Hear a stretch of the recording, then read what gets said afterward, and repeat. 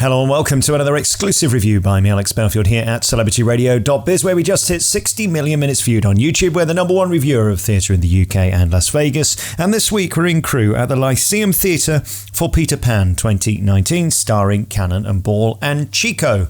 You know, this season has been a revelation to me, what with hearing the obscenity at the Palladium and then being invited to new producers like Holman, Hendy and Schoen, who have all wowed at very reasonable prices for the punters. Today we spent £28 to go and see Peter Pan, a kudos pantomime, and was appalled at how shabby, contemptuous and lazy this shambles was. It starts with a proscenium arch, which has clearly been glued together by some children's programme like Blue Peter.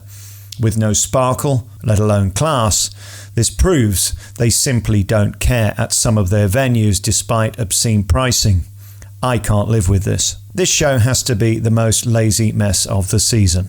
It's poorly choreographed, it's hideously directed, it's stage managed by a blind person, and whoever lit it and thought lighting up the wires for Peter Pan was a good idea should frankly be shot in front of the audience.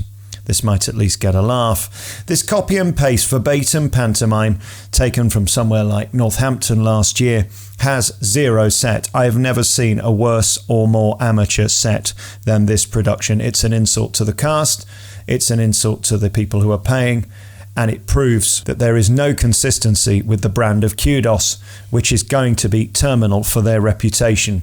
To think they've got the grandness of the Beauty at Birmingham, yet just a few miles down the road, this is nothing more than a Village Hall production. In fact, that's an insult to many Village Hall productions. At least they would paint their proscenium arches. Let's move on from this pitifully poor production and talk about the cast. It's led by Cannon and Ball. Well, one's an octogenarian, one's in his 70s, and they're legends, and I love them very much and have done for decades. Are they masters of panto? Well, they're masters of shtick. Whether they have the energy to pull off this type of show now, I think is debatable. What was amazing to me was during the show, they didn't get many laughs, but then, front of cloth, they wowed the audience when they were doing their bit of business, one-on-one with the audience. This proved their star power. This was one of the three magical moments of the show.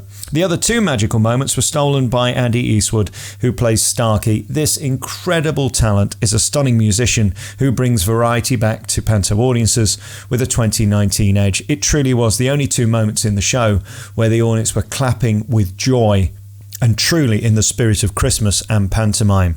This guy's a star. This guy should be used in a bigger venue with a show that deserves his talent. And his original music and talent truly is inspiring.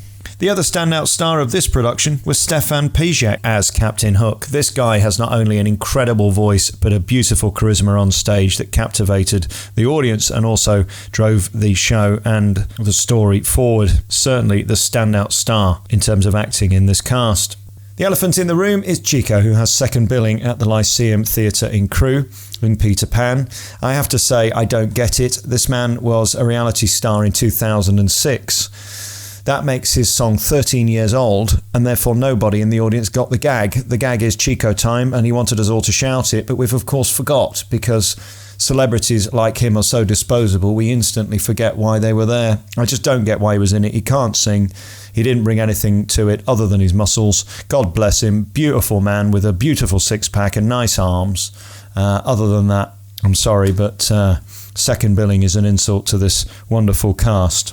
Malcolm Lord is a showbiz legend as Mrs. Smee. Wasn't really given an opportunity to shine, but in the second half did have some fabulous costumes and was able to get away a bit more business. Certainly a class act dame who gets show business. But like everything else in this show, the clueless people who have put it together didn't give him an opportunity to shine. In fact, that seems to be a theme for the whole thing. Nobody really shone. There were no big moments in this musical. There were no Twins FX bits where the huge thing comes out or the thing flies or whatever. I'm told this is a trouble backstage that they have fitting stuff in this particular theatre. Well, in which case they should invest in some video mapping and they should find a way of making that stage exciting. The proscenium arch is the most insulting thing I've ever seen in panto in my 25 years career.